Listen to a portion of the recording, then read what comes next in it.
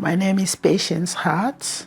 I grew up from the southeast part of Nigeria, precisely Port Harcourt. The Civil War wasn't a pleasant thing at all. As a very young girl, my family tried to protect me. When they arrived in my village, it was so scary. And because I was a very young girl, I could remember my mother tried to push me up to the ceiling so nobody sees me.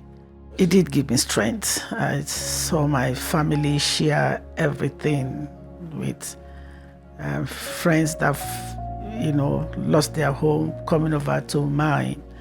And my mother had to work hard to make sure everyone has something to eat, something sharing. It wasn't pleasant, but she managed, which gave me a lot of strength. And that strength is still holding me on today, trying to instill that in my children. The war ended just before 1970, I could remember, because I was still a very young girl. And then my uncle, that's my mother's brother, and my uncle was in the army.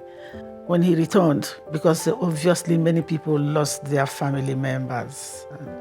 When my uncle came back and everybody was happy, jubilating, thanking God, he came back alive.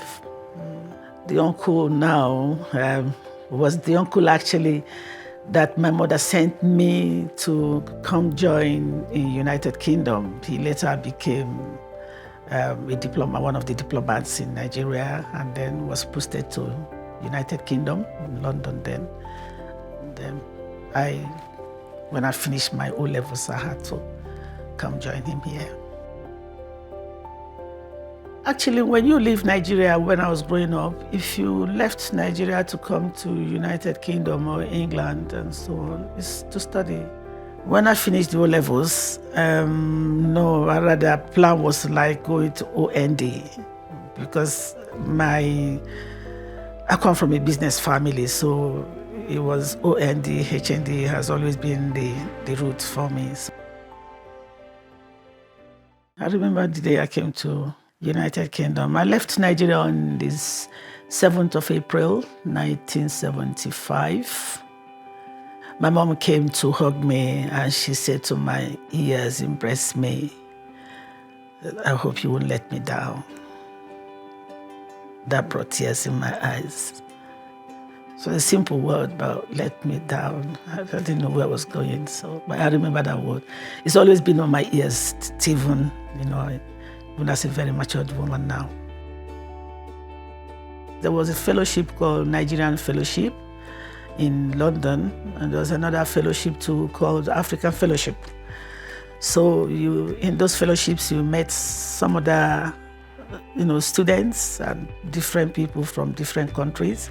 My husband had come from wherever. I didn't even know he didn't live in London, but it was holiday. So he had come to that fellowship. And they said to me, that guy greeted everyone well, but Pat, he seemed to be interested in you. Like, just don't go there now, leave me alone. I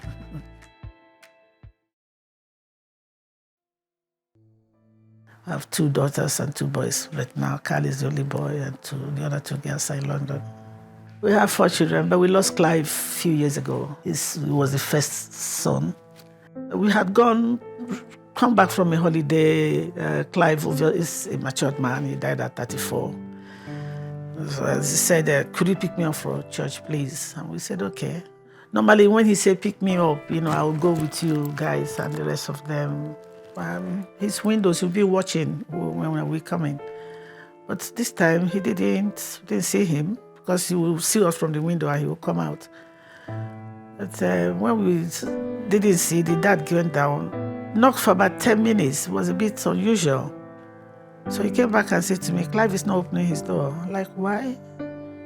We called the police. The dad called the police again. Then they said, well, if that's the case, they will come, but they need the fire brigade. Then they got in touch with the fire brigade. Since then, I really have a lot of respect for the fire brigade. They looked at his bathroom window. It was so tiny, but they managed to screw it out. And then one of them slided himself in, then jumped down, opened the door. So all of us followed, but they were in front, and then only for the fire man to call us back, held the dad, and like, no, he wouldn't like what we are seeing here.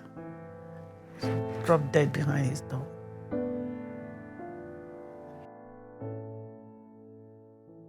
And so, not knowing why God was sending us to Birmingham, it's purely divine. Can see it now after living in Birmingham.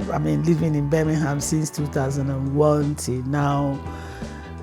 He wouldn't even give me a car, they know it. He wouldn't give me a house in London, probably for equivalent to go. No, Birmingham is our home, Warsaw is. We are so grateful to God that He sent us to Birmingham. And it's been an amazing place.